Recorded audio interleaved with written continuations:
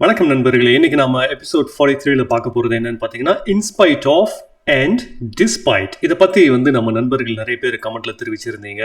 இந்த in spite of டிஸ்பைட்னா என்ன, எங்கெல்லாம் பயன்படுத்தணும்னு சொல்லிட்டு. அதனால இதை பற்றி இன்னைக்கு ஒரு சின்ன வீடியோ உதாரணங்களோட. அதுக்கு முன்னாடி முதல்ல இந்த இன்ஸ்பைட் ஆஃப் டிஸ்பைட் இதெல்லாம் என்ன அப்படின்னு ஒரு சின்ன இன்ட்ரடக்ஷன் பார்த்துருவோம். The words inspire of and despite are similar in meaning, but they are used slightly differently in sentences. ரெண்டுமே ஒரே பொருளை குறிக்கக்கூட வார்த்தை தான். இது சென்டென்சஸ்ல எழுதும்போது கொஞ்சம் அந்த ஃபார்மேட் மாறுமே தவிர இதனோட அர்த்தம் இருந்தாலும் அப்படின்னு சொல்லுவோம் இல்லையா. உதாரணத்துக்கு நல்ல மியூசிக் டைரக்டர் தான்ப்பா, இருந்தாலும் இந்த படத்துல ரொம்ப மொக்கையா பண்ணியிருந்தாருப்பா, பாட்டெல்லாம் கேட்கவே முடியல அப்படின்னு கண்டிப்பா நீங்க ஏதோ ஒரு படத்துக்கு சொல்லியிருப்பீங்க. அதே மாதிரி நிறைய உதாரணங்கள் சொல்லிக்கிட்டே போகலாம். நான் நல்லா தான் படித்தேன், இருந்தாலும் மார்க்கு ஏன் அவ்வளோ வரலன்னு தெரியல அப்படின்னு இதை நான் கண்டிப்பாக சொல்லியிருக்கேன். இது மாதிரி இந்த இருந்தாலும் அப்படிங்கிறத நிறைய சென்டென்சஸ்லாம் நம்ம பயன்படுத்துவோம் டே டு டே லைஃப்பில். Both inspire of and despite mean without being affected by or regardless of something. அதாவது ஒரு விஷயம் நடந்துருச்சு, ஏதோ அதை தடுக்கும் விதமாக வேற ஒரு விஷயம் இருந்தது, இருந்தாலும் இந்த விஷயம் நடந்து முடிஞ்சிருச்சு அப்படின்னு சொல்றதுக்காக பயன்படுத்துவோம்.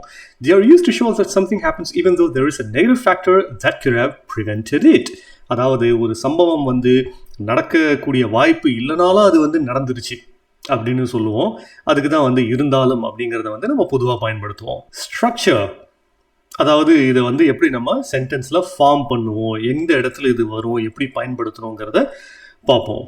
Both inspire of and despite are followed directly by a noun, pronoun or gerund, verb plus ing form. அதுதான் இந்த gerund அப்படிங்கிறது verb plus ing, அதாவது I love swimming, I love walking அப்படின்னு சொல்லுவோம்ல, அதுதான். மற்றபடி இந்த noun, pronoun இதை பற்றி நிறைய முறை பேசியாச்சு. இப்போ இந்த வீடியோவில் பேசினா அதுக்கு ஒரு 2 நிமிஷம் தனியாக எடுக்கும், அப்புறம் எல்லாம் பாதியில் கட் பண்ணிட்டு போயிருவீங்க. அதனால let's just keep it short. Okay, let's move on. Examples.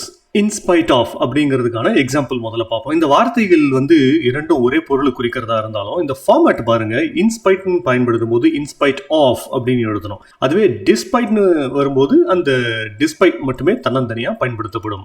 இப்போ இதை எக்ஸாம்பிள்ஸில் சேர்த்து பார்ப்போம், இன்னும் கொஞ்சம் கிளாரிட்டி கிடைக்கும் நமக்கு. In spite of the rain, they continued playing football. என்னதான் மழை பெய்தாலும் அவங்க தொடர்ந்து ஃபுட்பால் விளையாடிக்கிட்டே இருந்தாங்க. இப்போ அந்த விளையாடுறதுக்கான தடங்களாக மழை வந்தது இல்லையா, ஆனாலுமே அவங்க தொடர்ந்து விளையாடினாங்க. அப்படிங்கிற சுச்சுவேஷனில் தான் நம்ம இந்த இன்ஸ்பைட் ஆஃப் அப்படின்னு பயன்படுத்துவோம். இதே சென்டென்சஸ் தான் அடுத்த பேஜில் நான் பயன்படுத்தியிருக்கேன். டிஸ்பைட் அப்படிங்கிறத பயன்படுத்தி எப்படி எழுதலாம்னு சொல்லிட்டு ஸோ நீங்கள் சைட் பை சைட் வச்சு கம்பேர் பண்ணி பார்க்கலாம். இன்ஸ்பைட் ஆஃப் பயன்படுத்தும் போது இந்த ஃபார்மேட்டில் வரும், டிஸ்பைட் பயன்படுத்தும் போது வேறு ஃபார்மேட்டில் வரும் அப்படிங்கிறதுக்காக. Just for your learning purpose. She passed the exam in spite of not studying much. அவங்க சரியா படிக்காட்டி கூட எக்ஸாம்ல எப்படியோ பாஸ் பண்ணிட்டாங்க. சரியாக படிக்காவிடிலும் அவங்க தேர்வில் தேர்ச்சி பெற்று விட்டார்கள் அப்படின்னு சொல்றது. They went on a trip in spite of the bad weather forecast.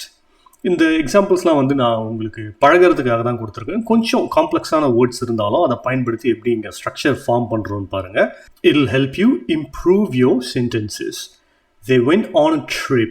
They went on a trip அப்படின்னா அவங்க அந்த ட்ரிப்புக்கு போனாங்க. எப்போ போனாங்க? Despite or in spite of the bad weather forecast. வானிலை முன்னறிவிப்பு சரியா இல்லை, ஒரு பேட் வெதர் இருக்குது அப்படின்னு சொல்லி கேள்விப்பட்டிருந்தாலும் அவங்க தொடர்ந்து ட்ரிப்பு கண்டினியூ பண்ணி போனாங்க அப்படின்னு. In spite of feeling sick, she attended the meeting. அவங்களுக்கு உடல்நிலை சரியில்லாவிடிலும் அவங்க மீட்டிங்கை அட்டென்ட் பண்ணாங்க. In spite of having little experience, he still got the job. Oh, he still இங்கே மென்ஷன் பண்ணலாம் நான், இருந்தாலும் நீங்கள் அங்கே பண்ணலாம், ஒன்றும் தப்பு இல்லை. In spite of having little experience, அனுபவம் கம்மியாக இருந்தாலும் அவருக்கு வேலை கிடைச்சிருச்சு அப்படின்னு சொல்கிறது. இப்போது டிஸ்பைட் அப்படிங்கிறத பார்ப்போம். போன ஸ்லைடில் பார்த்தா அதே எக்ஸாம்பிள்ஸ் தான்.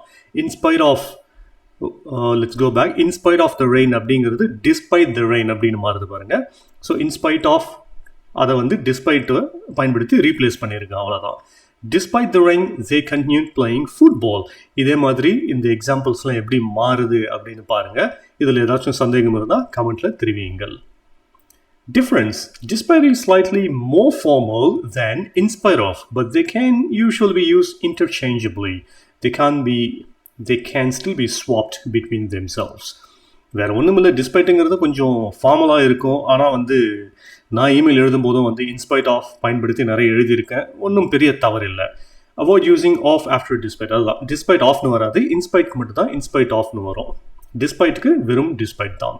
டாபிக் சின்னது, ஆனால் நீங்கள் ப்ராக்டிஸ் பண்ண வேண்டியது நிறைய இருக்குது. உங்களோட தினசரி சென்டென்சஸில் பயன்படுத்தி பாருங்கள். இந்த 2 வார்த்தையுமே பயன்படுத்திட்டு உங்களுக்கு ஏதாச்சும் சந்தேகம் இருந்தால் கமெண்ட்டில் தெரிவிங்க. கண்டிப்பாக நான் பதிலளிக்கிறேன். நன்றி. Thanks again and see you all in episode 44 soon. Bye.